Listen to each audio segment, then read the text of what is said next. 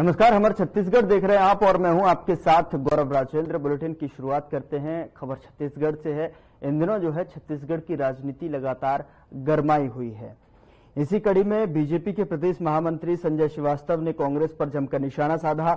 उन्होंने कहा कि कांग्रेस के बीजेपी की चिंता नहीं करनी चाहिए, अपनी संगठन की चिंता करनी चाहिए। इस दौरान उन्होंने कहा कि धर्म और जाति की राजनीति कांग्रेस करती है। कांग्रेस ने इस देश का बंटवारा धर्म के आधार पर करवाया था।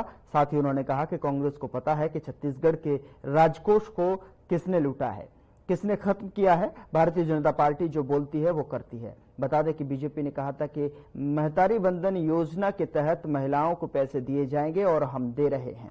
हमारे शासनकाल के दौरान किसी को भी अपने वेतन के लिए आंदोलन करने की जरूरत नहीं पड़ी है। क्योंकि मेरा उत्तर विधानसभा में ये एरिया आता है, इसलिए मुझे ज्यादा दायित्व मिला है। मैं हमारे समिति के सभी लोगों को, राजा रवि, जयराम, एन.के. पांडे, सूर्यत, ईश्वरराव, बी. पवन कुमार, लोक रामपाल, शंकर, हमारे मंडल के अध्यक्ष गोरेलाल जी, हमारे पूर्व पार्षद गोपाल सोनी जी और हमारे महिला नेत्री महिला नेत्री अनिता जी और अभी के वर्तमान पार्षद जो ऐतिहासिक एक और चार है, उनको हरवा दिया गया। और तो मेरे भाई सरपंच जी के पत्नी है और जितने त्रिपाठी जी और जितने बैठे मेरे साथी सब मिल के, पूरा उत्तर विधानसभा के मिल के, पूरे रायपुर के लोग मिलके, पूरे छत्तीसगढ़ के लोग मिलके ये उत्सव मना रहे हैं। ये बड़ा उत्सव है और छत्तीसगढ़ का सबसे बड़ा उत्सव है और इसमें हमारे साथ सरकार खड़ी है, मैं खड़ा हूँ और पूरे हमारे विधायक, हमारे मंत्री खड़े हैं। ये आयोजन हो रहा है, ये आखिरी वर्ष है इसका, आखिरी आयोजन अगले समय स्वरूप बदले। हमारे पांडे जी 53 साल से लगे। मैं पिछले समय रिक्वेस्ट किया था, एक प्रेस में लिया था कि हम सब जो त्योहार पहले मनाते आते थे, आदिकाल से, आजादी के पहले से हम मनाते थे श्री राम विजयदशमी।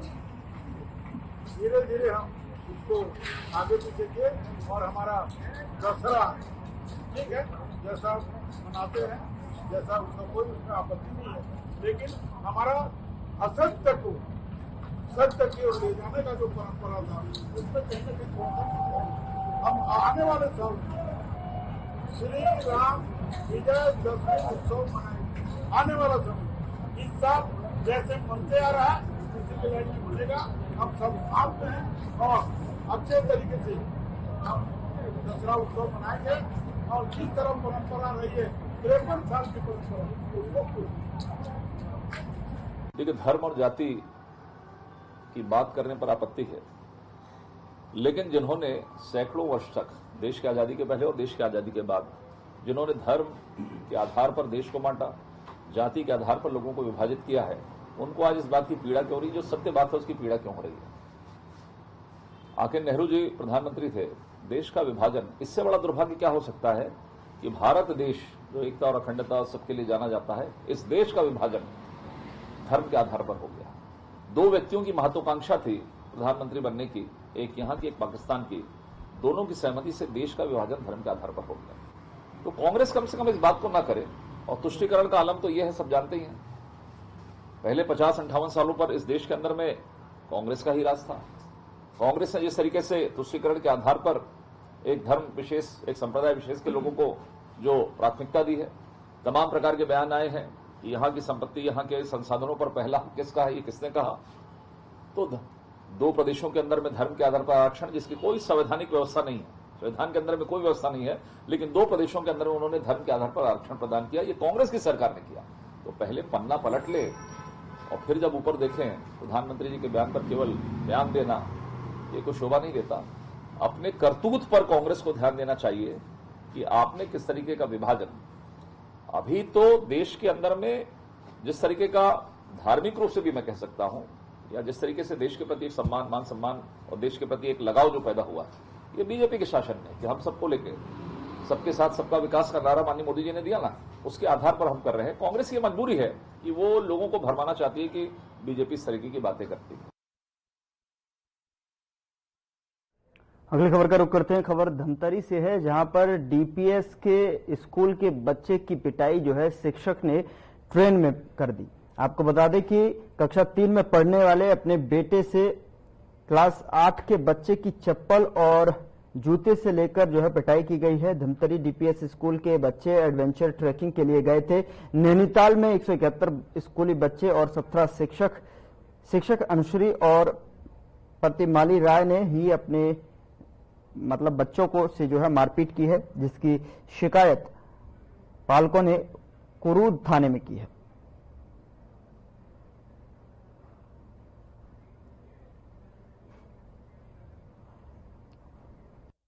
कल मुझे भी जानकारी हुई थी सुबह कि धमतरी डीपीएस स्कूल से कुछ बच्चों को टूर पर वहाँ नैनीताल, दिल्ली वगैरह ले गए थे और वापसी के समय में ट्रेन में वहाँ के जो शिक्षक है, टीचर है, क्या किस पद पर है मुझे जानकारी नहीं है, लेकिन उनके द्वारा मैं भी वीडियो देखा हूँ कि एक बच्चे को वायरल का गाली गलौज करते हुए और अपने बच्चे से जूते मरवाते, ये गलत ढंग से, इतनी क्रूरता किसी शिक्षक के लिए बहुत बड़ी बात होती है। तो उस क्रूरता को देखकर दयनीय स्थिति मुझे दिखी और इस चीज के लिए हम लोगों ने भी प्रशासन से मांग किया है कि उस टीचर है जो भी होगा, जिस पद पर होगा, उस पर तत्काल कानूनी कार्रवाई करें, ताकि भविष्य में ऐसे नाबालिग बच्चों के ऊपर, छोटे छोटे बच्चे के ऊपर, स्कूल के बच्चों के ऊपर कोई क्रूरता के साथ इस टाइप के व्यवहार ना कर सके। कभी नहीं होना चाहिए, बहुत गलत बात है। अगर बच्चों में अगर कोई मान लो या कोई बात होती है, समझाया जाता है, डांटा जाता है, लेकिन ये ऐसे इस टाइप की क्रूरता, जैसे दुश्मनों से व्यवहार नहीं करते, वैसा क्रूरता उस शिक्षक के द्वारा किया गया है। ये शिक्षक के द्वारा ऐसी कार्रवाई होनी चाहिए कि भविष्य में कोई भी व्यक्ति स्कूल के बच्चों के ऊपर हाथ उठाने के पहले 10 बार सोचे, ऐसी कार्रवाई होनी चाहिए।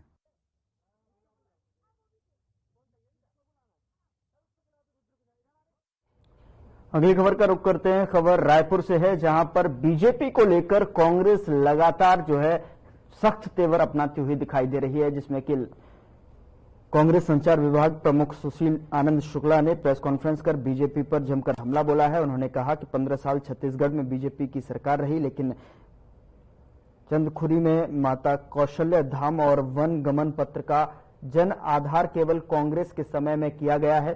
साथ ही उन्होंने प्रधानमंत्री नरेंद्र मोदी को भी जमकर घेरा। उन्होंने कहा कि बेहद ही दुर्भाग्यपूर्ण विषय है कि प्रधानमंत्री जातिगत राजनीति कर रहे हैं। हुई ये निकाला नहीं गया है।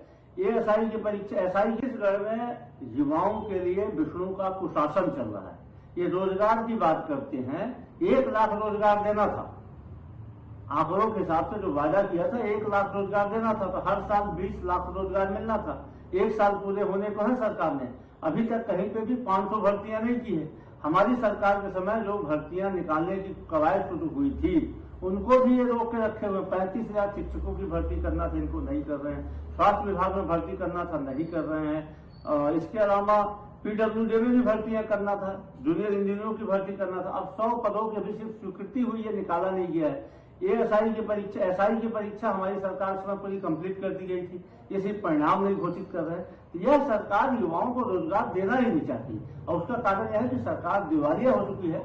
सरकार के खजाने में पैसा नहीं है, वर्तमान कर्मचारियों को पैसा देने की स्थिति नहीं है। नई भर्तियां क्या एक खास निकालेंगे? इसके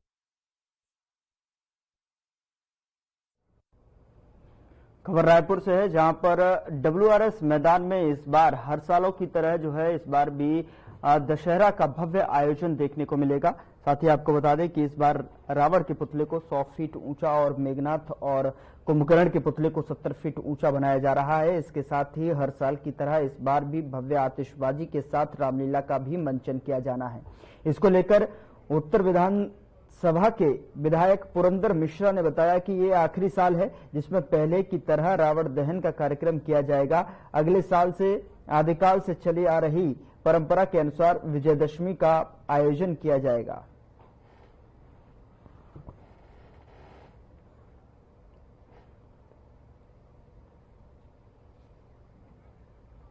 इसका अलग है, मतलब व्यवस्था रखा हुआ है। वो सब मीडिया पास आ जाएगा, पहुंच जाएगा प्रेस क्लब के पास, मीडिया पास भी आ जाएगा। और सार्वजनिक क्रॉसिंग जो है व्यवस्था वो अलग है और व्यवस्था का अलग है। इस बार हमारे जो काम करने वाले हैं, जो आयोजन नेशनल क्लब के जो भी काम करते हैं, सब लोगों का अलग व्यवस्था। इस बार 3 बार व्यवस्था है। अगली खबर की बात करेंगे और पूरे प्रदेश में नवरात्रि की धूम दिखाई दे रही है और कुछ ही समय के बाद जो है दशहरा पर्व भी आने वाला है। उसको लेकर तैयारियां पूरी कर ली गई हैं। इसी कड़ी में रायपुर के रावण भाटा मैदान में भी हर साल की तरह इस बार भी सार्वजनिक दशहरा उत्सव समिति के द्वारा रावण दहन कार्यक्रम का आयोजन किया जा रहा है। कार्यक्रम 12 अक्टूबर को होने वाला है, जिसकी शुरुआत शाम 4 बजे होगी और कार्यक्रम का समापन रात 8 बजे किया जाएगा। इस साल के रावण दहन कार्यक्रम में विशेष आकर्षण का केंद्र भव्य आतिशबाजी के साथ रावण, कुंभकर्ण और मेघनाथ का वध होगा, जिसमें आतिशबाजी के लिए जबलपुर के कलाकारों के द्वारा विशेष रूप से प्रस्तुति की जाएगी। इसके अलावा रामलीला और अखाड़े का भी प्रदर्शन होगा। कार्यक्रम में मुख्य अतिथि के रूप में छत्तीसगढ़ के पूर्व मुख्यमंत्री भूपेश बघेल, सांसद ब्रजमोहन अग्रवाल समेत कई बड़े लोग शामिल होंगे।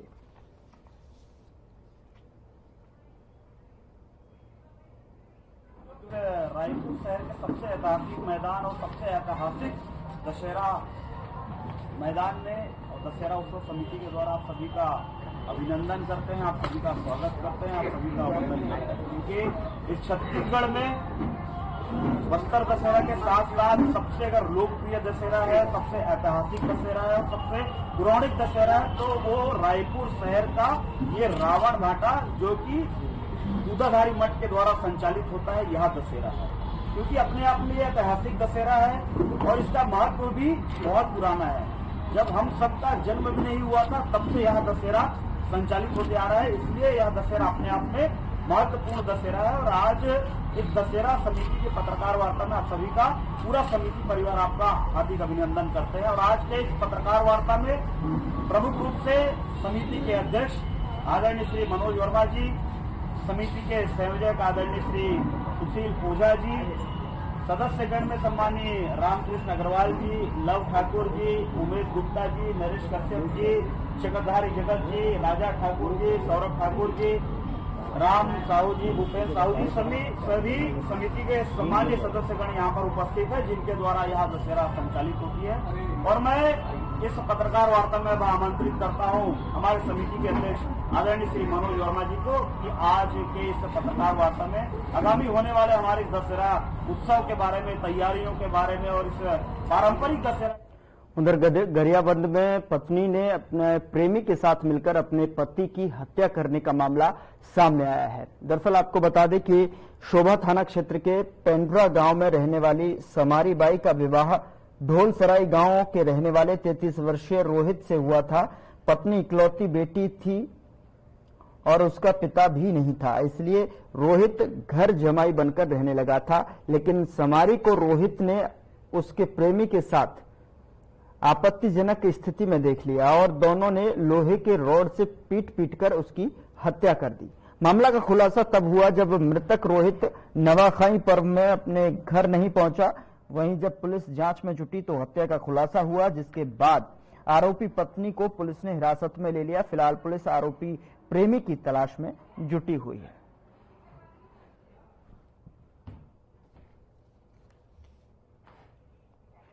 ये ढोलसराई निवासी पुनीत राम के द्वारा अपने पुत्र रोहित के गुम जाने की रिपोर्ट कल के डेट पर कराया था और उसकी पता तलाश किया जा रहा था।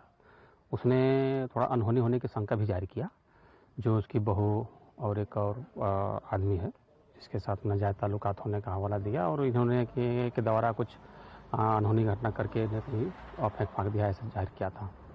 इस रिपोर्ट पता तलाश के दौरान में अपने उसकी बहू यानी मृतक की पत्नी से पूछताछ किया गया और उसके पूछताछ के आधार पर उनके निशानदेही पर ही जिस जगह में बॉडी को आरोपी ने दफनाया था उस जगह में तलाशी लिया गया वो तहसीलदार की उपस्थिति पर, और वहाँ पे कुछ मिला तो नहीं, क्योंकि बॉडी को ये तुरंगा के जंगल वाली नदी है वहाँ पे शिफ्ट कर दिया गया था। और उसके बताए अनुसार ही तुरंगा के जो क्या कौन सा झरन क्या बोलते हैं नदी नाला में जो है कि रोड किनारे है, जो वहाँ पे बालू में जो है कि दफना दिया गया था, किनारे से पानी बह रहा था और वहाँ से भी उसका नरकंकाल यानी डेड बॉडी को बरामद कर लिया गया है।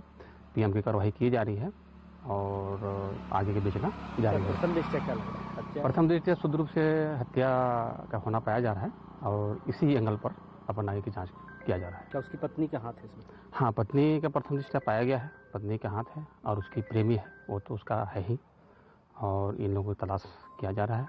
पत्नी को हिरासत में लिया जाकर पूछताछ की जा रही है और एक उसके पे टीम लगाई गई है तो पता तलाश के लिए आगे जांच जारी है। खबर रायपुर से है, जहां हरियाणा में भारतीय जनता पार्टी की शानदार जीत के बाद जो है जश्न का माहौल यहां पर देखने को मिला है। आपको बता दें कि बीजेपी नेताओं ने जबरदस्त जश्न मनाकर अपनी प्रसन्नता व्यक्त की है। कोषाभाऊ ठाकरे परिसर और एकात्म परिसर स्थित बीजेपी कार्यालय में बीजेपी नेताओं, पदाधिकारियों और कार्यकर्ताओं ने पटाखे फोड़कर ढोल नगाड़ों की थाप पर नृत्य और जयघोष करके विजय जुलूस निकाला। बीजेपी नेताओं ने जम्मू कश्मीर में बीजेपी के बेहतर प्रदर्शन को बीजेपी के प्रति बढ़ते जन विश्वास का परिचायक बताया है।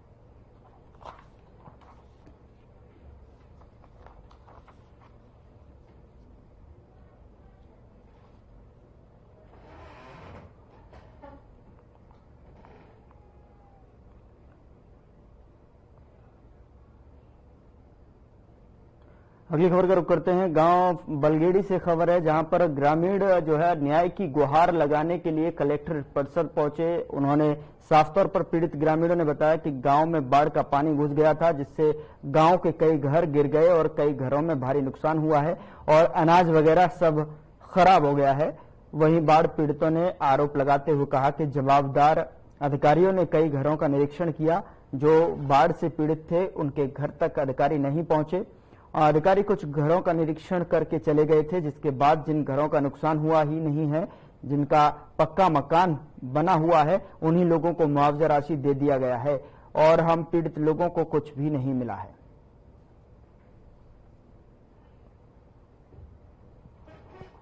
और कौन से गांव का है?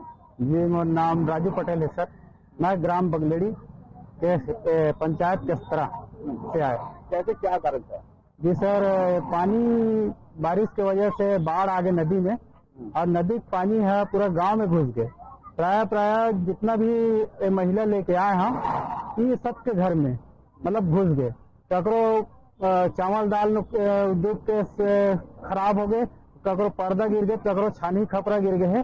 तो मुआवजा राशि के लिए मतलब लेके आए सर। तो निरीक्षण वगैरह हुआ था? हाँ, निरीक्षण हुए है और लिख के भी ले गए है, इकरमन के सबके नाम लिख के ले गए। लेकिन मुआवजा जो राशि है ये मतलब मिलना चाहिए रही से वो मिल गए दूसरा आदमी का। और ऐसे आदमी मिले हैं जिन पक्का मकान में रही थे और ओकर कोई हकदार नहीं है कि वो मुआवजा मतलब मोल मिल सका। ऐसे आदमी न कौन दे मतलब राशि? अब कहा पता सर, अब सरकारी अब आए है, अब अपने नाम से आए हो तो मिले है। कौन गाँव से आया?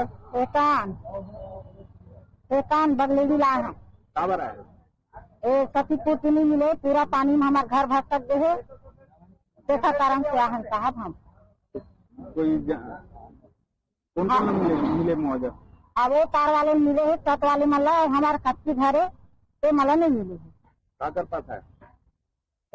निचरे मनसन सब आहा साहब। कहाँ है? कनेक्टर ऑफिस में आहन। कहाँ के लिए आया कलेक्टर पास? मौजूद ही से आहन साहब। शेरी से सरपंच गए है, कलेक्टर दियो, पटवारी घर घर में खुसर के देखे, लेकिन हमारा पैसा नहीं मिले। कौन मिल गए? अब नाम लगने जाना वहाँ पर मिले है, पक्की मकान वाले में मिले।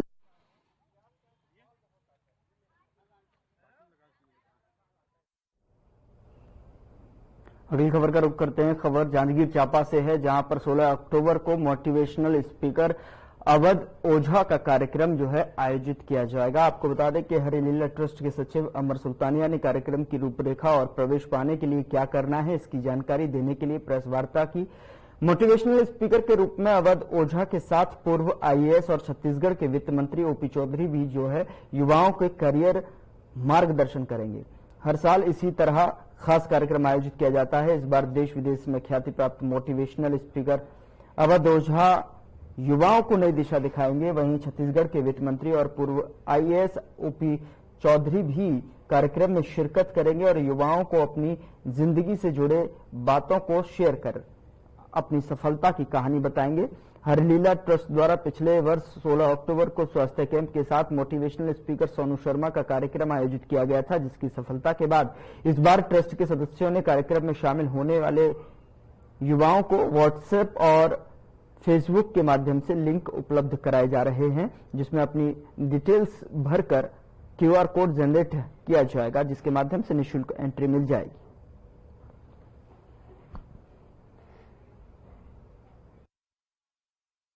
मैं बताना चाहूँगा आप मीडिया साथियों के माध्यम से कि हरी लीला ट्रस्ट हर साल 16 अक्टूबर को माननीय लीलाधर सुल्तानिया जी के जन्मदिन के अवसर पर कुछ न कुछ नए आयोजन जनता के लिए कुछ न कुछ बड़े आयोजन करने की कोशिश करती हैं। इस बार भी हरी लीला ट्रस्ट द्वारा 16 अक्टूबर को अवध ओझा जी, जो कि वर्ल्ड फेमस मोटिवेशनल गुरु के नाम से जाने जाते हैं और यूपीएससी के टॉप 1-2 में टीचर में उनकी गिनती आती है, ऐसे शख्सियत को जांजगीर में आने का इस बार मौका मिल रहा है। और हम लोगों की कोशिश है कि जो जांजगीर आसपास क्षेत्र की जनता है, जो युवा वर्ग है, युवा वर्ग को लेकर हम लोगों ने खास फोकस किया कि ऐसे लोगों को बुलाया जिससे युवा वर्ग मोटिवेट हो और युवा वर्ग को नई सोच मिले, युवा वर्ग को नया एक आयाम मिले और अपने जीवन को कैसे एक अच्छे प्रबंध के साथ आगे बढ़ा सके। ऐसी सभी विषयों को सिखाने के लिए, जानने के लिए हमने अवध ओझा सर का यह कार्यक्रम रखा गया और कान्हा पैलेस जो कि स्टेशन रोड पे है, वहां पर यह आयोजन 4 बजे 16 तारीख को होगा। साथ में छत्तीसगढ़ के यूथ आइकॉन ओपी चौधरी जी, जिन्होंने अपनी शुरुआत नीचे से शुरू की, गरीब घर से शुरू की, उन्होंने पढ़ाई करके विद्यार्थी जीवन जीकर एक आईएएस बने, सफल आईएएस के रूप में, छत्तीसगढ़ के पहले आईएएस के रूप में बने और उसके बाद एक आईएएस छोड़कर एक सफल राजनेता के रूप में बने। तो उनकी भी कहानी, वो अपने जीवन की कहानी भी इस मंच से शेयर करेंगे, तो उससे भी हमारी क्षेत्र की जनता को प्रेरणा मिलेगी कि कैसे नीचे से भी उठकर एक बड़े मुकाम तक पहुंचा जा सकता है, उसके लिए किस जोश और जज्बे की जरूरत पड़ती है। ऐसी सभी बातों का यह मंच सजेगा और इसमें हमारे और भी जनप्रतिनिधि लोग आएंगे, इसमें शिरकत करेंगे। तो हम लोगों ने ज्यादा से ज्यादा यूथ लोगों से अपील की है कि इस कार्यक्रम में आए और सुने अवध ओझा सर को और उनका अपने जीवन में उस चीज को उतारे। और हरी लीला ट्रस्ट विगत कई सालों से 16 अक्टूबर को कुछ न कुछ जन सेवा के काम करती है। पिछले साल हम लोगों ने बड़ा एक हेल्थ शिविर लगाया था, जिसमें 5000 से ज्यादा लोगों ने उस हेल्थ शिविर का फायदा लिया। उसमें हम लोगों ने जो हमारे जांजगीर चांपा जिले में 10th और 12th के टॉप जो छत्तीसगढ़ में आए, उन बच्चों का भी हम लोगों ने सम्मान किया था उस मंच से। तो ऐसे बहुत से आयोजन हम कराते रहते हैं हरी लीला ट्रस्ट की तरफ से और इस बार ही मोटिवेशनल कार्यक्रम का रखा गया। शामिल होंगे किस तरह से इसमें देखने? इस कार्यक्रम में शामिल होने के लिए हम लोगों ने एक लिंक जारी किया है, लिंक और एक बार कोड जारी किया। उस बार कोड लिंक में जाकर आदमी अपना पंजीयन करा सकता है और पंजीयन जैसे ही कराएगा तो उसको एक बार कोड मिल जाएगा। उस बार कोड को दिखाकर वह निःशुल्क, क्योंकि अवध ओझा जी को कोई सुनने जाता है बड़े शहरों में तो 5000 रुपए फीस देकर उनको सुनने मिलता है, लेकिन हम इस छोटे से शहर में, क्योंकि इस छोटे शहर में इस चीज की कमी है कि लोग बड़े मोटिवेशनल को सुन नहीं पाते, तो हमने इस मोटिवेशनल का कार्यक्रम निःशुल्क एकदम इस कार्यक्रम को निःशुल्क रखा है, जिससे हमारे क्षेत्र की जनता को अधिक से अधिक इसका फायदा मिल सके। और ऐसे नीचे तक के लोगों को, ऐसे युवा वर्ग जो मोटिवेट होना चाहते हैं लेकिन फाइनेंस स्थिति के चलते मोटिवेट नहीं हो पाते, ऐसे युवाओं के लिए भी विशेष हम लोगों ने ध्यान देकर इस आयोजन को रखा है।